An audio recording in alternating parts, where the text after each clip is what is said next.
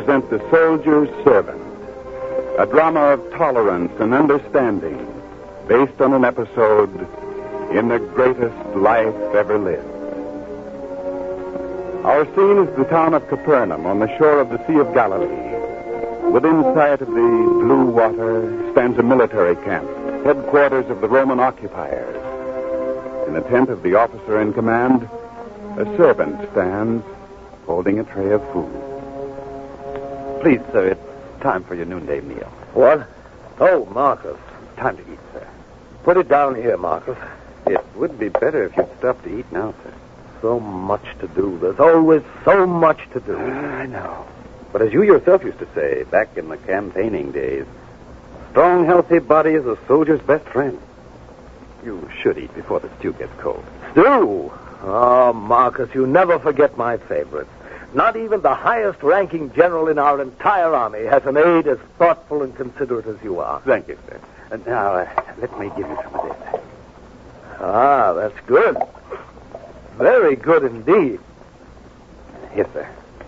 Have you eaten yet, Marcus? Please, sir.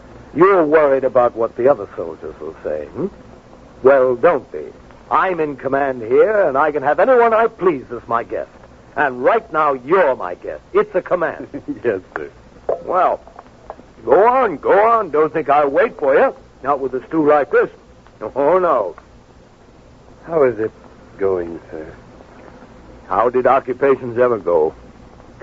The Jewish people don't like to be kept in subjection any more than others. They continue to fight Roman rule. More incidents? You know, it's strange the way we military men talk.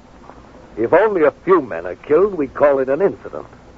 To those who are killed, I dare say, it's a little more important. After all, if these people don't recognize Roman rule... Of course. But eat. No business during eating time. In here. Let go of me. Take your hands off. In here. No. Don't hit him. He's a tough one, sir. What's the charge? Sabotage. We found him down at our well, dropping in leaves and herbs to make our water bitter. I see. Well, you may go. Leave the boy here with me. Don't you want my report, sir? We put him on trial. I'll call you in later if I need you. Now go. Yes, sir. 20 lashes will do him good. All right, boy. What do you have to say for yourself? Are you sorry? I'm sorry I was caught, that's all. You're brave, aren't you? Go on, kill me, I don't care. What's my life compared to the suffering of my people under the Romans? Stop talking, boy. You don't want to hear the truth, do you? You can't face the things you and your brutal Roman armies are doing. I don't blame you. Stop talking, boy. Not for my sake, but for yours. You may say something that will carry a heavier penalty than mere lashing. You can't threaten me. When you're young and life seems endless, you can be easy with it. But when you grow older, as Marcus and I are old, then life begins to mean more. Have some sense, boy. Control your tongue. Don't make me do anything I don't want to. Don't do me any favors. I'm guilty of what the soldier said. And after I've had my lashing, I'll have even more reason to hate Romans. And kill them. And we'll kill plenty, I'm telling you now. I tried to advise you, boy. Why should you try to advise me? You're one of them. You're a conquering, murdering Roman. So don't try to tell me you're giving me good advice. You think I'll be so thankful you let me off that I'll go away and not bother you again. Well, you don't know me. You don't know us. Can't you understand that I'm trying to help you? You murder first and help afterwards. A good system. Do you make many friends that way, Roman? Well, I'm not one of them, and I don't like you. And to show you how much I don't... What, you don't... Let go of me! Let him go, Marcus. Look, boy. For what you just did, I should have you put to death. But what good would it do? There'd be another in your place. So, get out. But if you're brought in here again, I'll have no choice. You're not even going to have me lashed? You'd feel more like a hero if I did, wouldn't you? Well, I won't give you that satisfaction. Get out.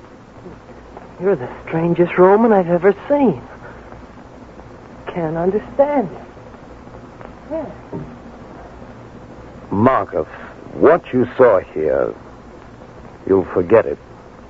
But he spit at you. We'll make believe it never happened, won't we? Yes, sir. After all, it's natural for him to resent our being here, and the young resent most strongly. It's a privilege of youth, I suppose. Besides, Yes, sir. Well, as I get older, the killing seems to hurt more. Maybe I shouldn't be a soldier any longer. Maybe I'm getting too old, too soft. Well, it's too late now for maybe. Please, sir, just finish your meal. Meal? No, I think you'd better take it out. I don't feel like eating anymore. That boy took my appetite away. Clear the table. Yes, sir. Oh, what's the matter, Marcus? It's nothing, sir. Nothing. Oh, it must be a bad pain to make you gasp. Marcus, why don't you...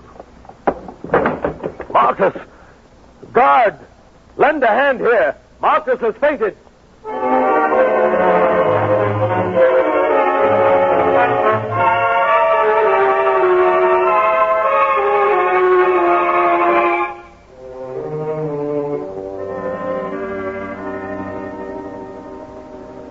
And how is he now, guard? I've been bathing his head with cool water, sir. He seems better, but he hasn't spoken. Not a word. All right, you can leave us now. You don't want me to continue bathing his head? No, I'll do it. You, sir? Get out. Yes, sir. What's the army coming to? Marcus, can you hear me? It's your old friend, Barnes. Can you hear me? Sir, is this a time to call me sir? We're alone, Marcus, just two friends. And I don't mind telling you one friend is very much worried about the other. I'll be all right. When I saw that look of pain on your face, I knew it was something serious. I can remember when we were in battle years ago and you were struck by a stone axe, remember? Your head cut open, the blood, but no sign of pain from you. And there have been other times. So this is not to be laughed off lightly. You stay in bed. You rest. And who'll take care of you? I'll worry about that. You have only to rest and get well, Marcus.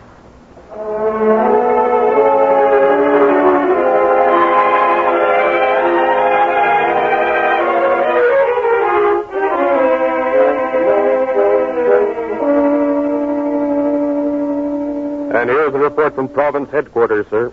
Oh, that. Lay it on the table. I'll get to it later. Sir? What is it? What is it? Don't waste my time. Sir, it may not be the duty of a common soldier to report these things, but while at province headquarters, I heard some talk. Soldiers carry gossip just like women. What is it? They said our unit's behind in reports, that things aren't being run here as they used to be. I've heard enough. You'll be lashed for repeating such talk. Sorry, sir. I was only trying to help. Of course, I lost my temper. But I'm worried, very much worried. About Marcus, sir? Yes, he isn't getting any better. He's getting worse day by day. I can see it in his face. It grows thinner, the color more gray, and his hands, they tremble so that Well, why should I be ashamed of it? Yes, I feed him like a baby. That's why all this reports and commands and orders, they get on my nerves. I can't stand them. And if headquarters doesn't like it, well, that will be all, guard. I know how you feel, sir. Thank you. Sir, may I make a suggestion? Yes, of course. Nothing seems to be doing Marcus any good. I won't give up that easily with a dear friend like Marcus. I wasn't suggesting that, sir. Well? Among the Jews, there's a man, a teacher and a prophet. One they call the Master. Oh, him. Yes, I've heard about him. Rumor has certainly endowed him with wonderful powers. Rumor? What do you mean by that, guard? I take a great risk when I speak of it. And I wouldn't mention it if it weren't the Centurion's old friend who's dying. If it's something to do with Marcus, out with it, and there'll be no penalties no matter what you say. Speak up, man. Well, sir, one day not long ago when I had leave, I went to hear the Master speak, to watch him with the people, and... Speak, man, speak! You may not believe it, but I saw it. Saw what? I saw a lame man carried to him. When the Master had finished speaking to him, the man left his crutches and walked away as well as you or I. You saw it? Yes, sir. It's hard to believe. It's even hard to believe when you see it. But it happened. You think the master could help Marcus? And anyone else? That's the only thing I'm sure of. He's beyond our help. I'll think about it. Sir, you don't have to worry, guard. No one will ever know that you went to listen to the master. Thank you, sir. I think I shall go and talk to Marcus now about what you said.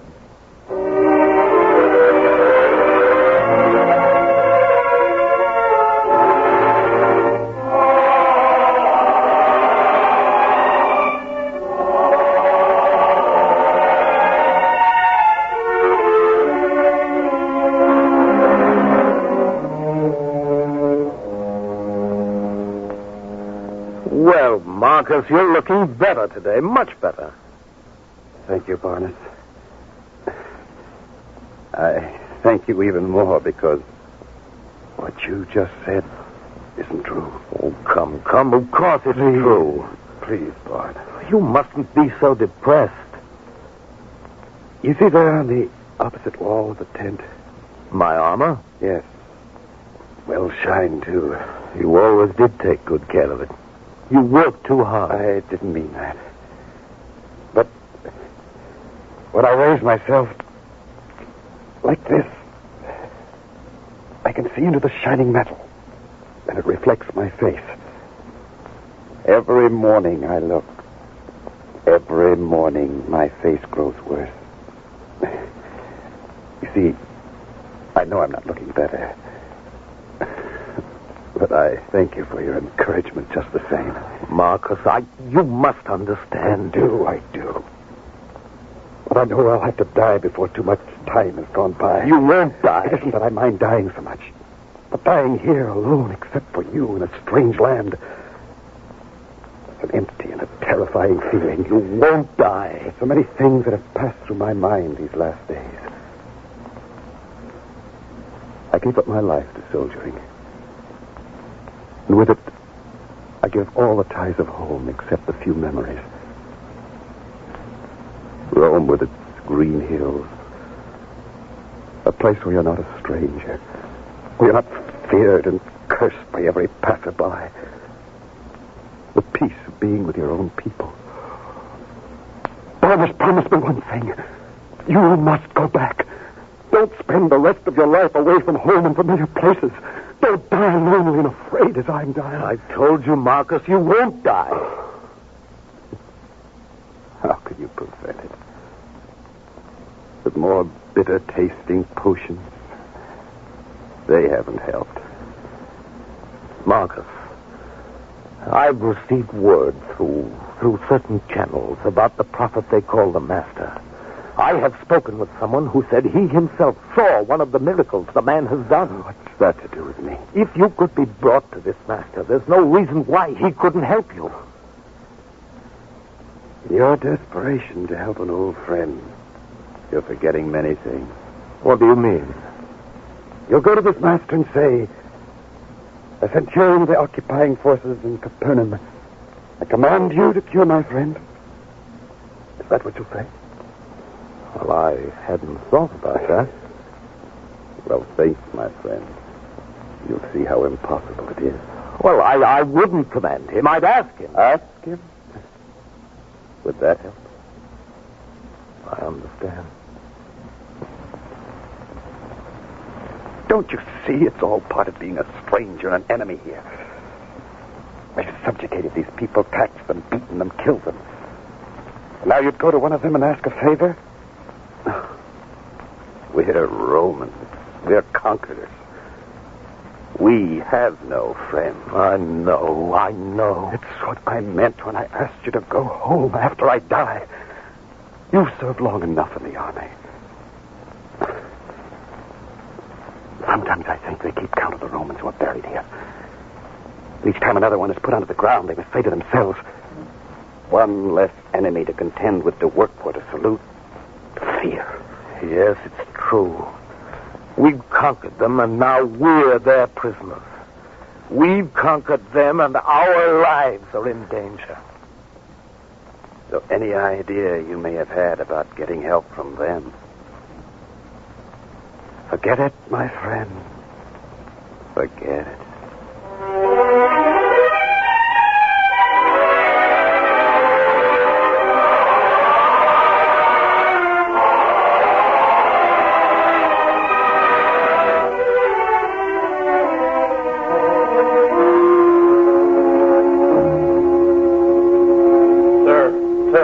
sorry to interrupt, but it's about Marcus. He's worse? Much worse, sir. I think he hasn't much longer to live. I thought you'd like to be there. I'll go at once. This way, sir. Marcus. They shouldn't have troubled you, Barnes. You can do nothing now. Don't say that. Guard, more fresh cold water, and bring another cover. We must make him comfortable. Do no good, Barnes. Don't keep saying that. It must do some good. Something must do some good. Sir, remember what I suggested? Yes, we talked about it. It wouldn't work. But still, what is there to lose now? Guard, have my chariot harnessed. Yes, sir. I'll go to see the elders of this town. I'll ask them to help. Maybe if they'll intercede. Please, Barnes, don't humble yourself for my sake. It won't work. But then you'll have lost your prestige for nothing. Prestige? We can't stand on vanity any longer. Marcus, if your life can be saved, I'll do my best and not care about the cost. Guard, harness my chariot.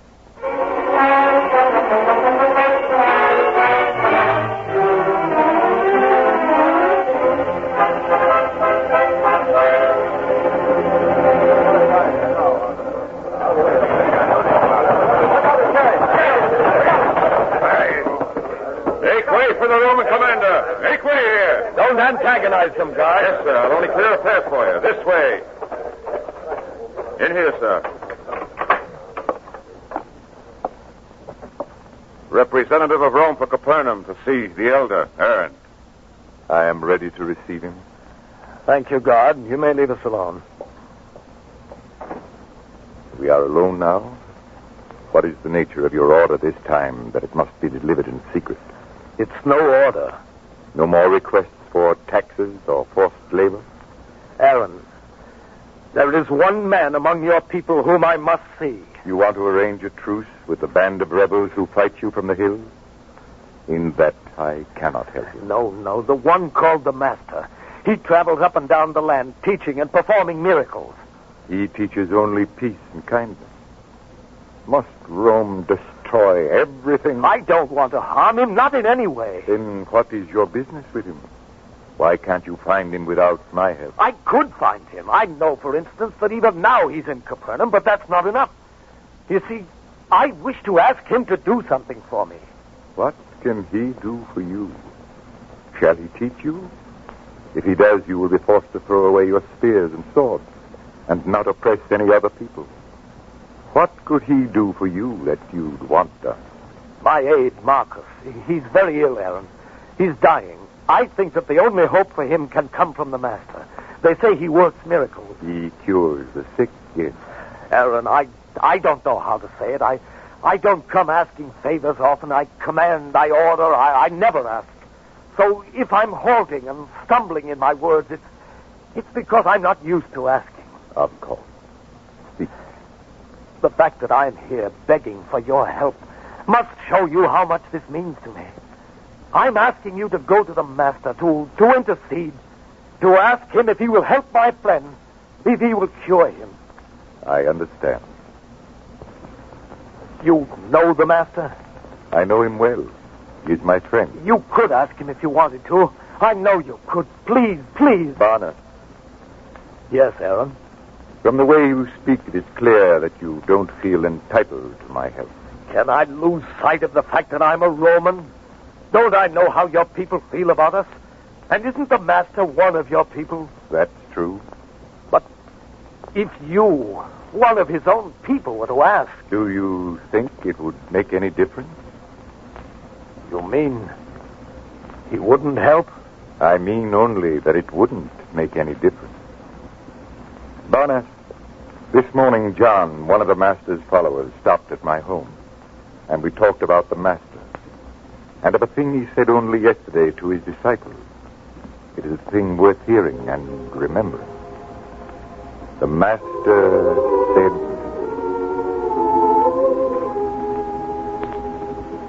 "By their fruit ye shall know them. A good man out of the good treasure of his heart bringeth forth that which is good. And an evil man out of the evil treasure of his heart bringeth forth that which is evil.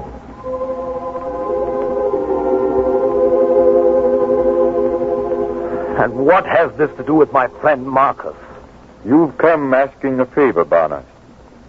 Shall I look on you and your dying friend as Romans or as men? We need help. Yes. And as the Master said, every tree is known by its own fruit. What is your fruit, Barnabas? Is it good or evil? That's what I will have to tell the Master when I go to him. Shall we have an accounting? I'm not all bad, Aaron. I know that well. When our synagogue was swept away in the tempest, you helped us rebuild it. Shall I forget that and say, the man's a Roman, and hate him? You remember that? I remember a great deal, Barnabas. I remember not so long ago a boy was brought to your headquarters for tampering with your well. He wasn't lashed. He wasn't condemned as he might have been for an incident I don't even want to mention. You know about that? Yes. Yes, I know. And don't think you lost any stature by being lenient with the boys. Yes. We know a great deal more than you give us credit for. And we remember it. All. I'm beginning to see. Well, put these acts together. One by one they begin to mount up. They are the fruit of your heart, Barnabas. And by the Master's own test, you have a good heart. Then you'll help me? I'll go to the Master. I'll plead with him to help you. You have my word.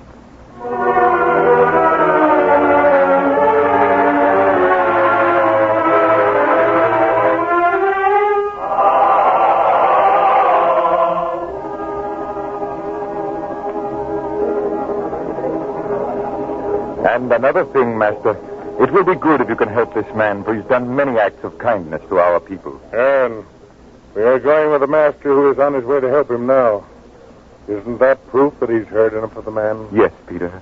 It will be a kind act to perform, for it will save one man's life and open another's heart to things he doesn't know as yet. Are we close to the Roman camp? Down the road. But there, you can see the tents now. And I can see a man coming toward us. A Roman, to judge by his uniform. So it is. Why, that's Barnabas himself. Barnabas!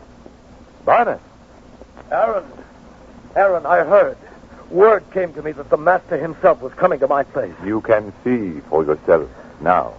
I can't allow him to do that. But isn't that what you wanted? At first, yes, but after I thought about it, I knew how wrong it was to ask him to come to me. A man like the Master who knows no difference between peoples, who cares not if they be Roman, Jew, or Samaritan, who helps all men who are deserving of help. Such a man is too noble to enter my house. I can't ask him to do that. Master, don't trouble yourself to come to my house. After all, I'm not worthy to have so good and holy a man enter under my roof. Barnabas, the Master is still listening. Master, I am a man of authority. I have been all my life. I give commands and others carry them out. I tell them when to come and go, what to do and what not to do. A man of such authority doesn't deserve your presence in his house. If you will only say the word, my servant will be healed. I say unto you, I have not found so great faith. No, not in Israel. You have your word, Barnabas. Come, we will go to see Marcus now.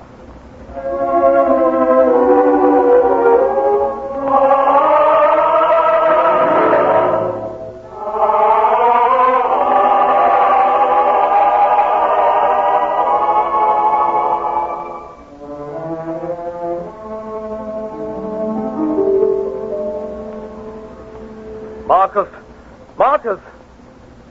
Look, Aaron. His bed is empty. What could it mean? I'm here, Barney. Marcus, you're polishing my armor. A man who was so sick only a short time ago. Don't ask me to explain. I can't. I only know suddenly I began to feel better. So well that I couldn't lie in bed any longer. I had to get up. I began to polish the armor, to have a look at my face. Look at me. You are well. I can see it. The Master has cured you. Oh, Marcus, how good it is to see you feeling so much better. Thank you, Father. Do you have your answer now, Barney?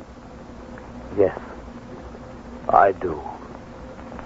And he said he had not seen such faith even in Israel. Is faith and believing the sole property of one people? Faith and love and kindness are in each man's heart in individual proportion. Can we say because a man is a Roman, he cannot believe, he cannot do good, he cannot be loved and respected by his fellow men? A man's origin or the name people place on him doesn't determine whether he's good or bad. It is what he does. It is the fruit of his heart, even as the Master said, that determines if he is to be deemed a friend or foe, good man or bad. By their fruits ye shall know them. A good man out of the good treasure of his heart bringeth forth that which is good. And an evil man out of the evil treasure of his heart bringeth forth that which is evil.